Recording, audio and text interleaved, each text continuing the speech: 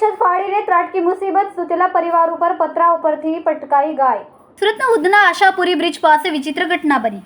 ગુરુવારે રાત્રે એક રૂમના પતરા ઉપર ગાય ચડી હતી। દરમિયાન રૂમનું પતરું તૂટી જતા રૂમમાં સુતેલા પરિવારના મોભી સહિત 3ની ઇજાઓ થઈ હતી, જેના ઘરના મોભીને પ્રાઇવેટ પાર્ટમાં ગંભીર ઇજા તેમજ બંને પગમાં ફ્રેક્ચર થયું હતું, જેથી તેને સારવાર માટે નવી સિવિલ હોસ્પિટલમાં દાખલ કરવામાં આવ્યો હતો, તેમજ તેના 2 સંતાનને સામાન્ય ઇજા થઈ હતી।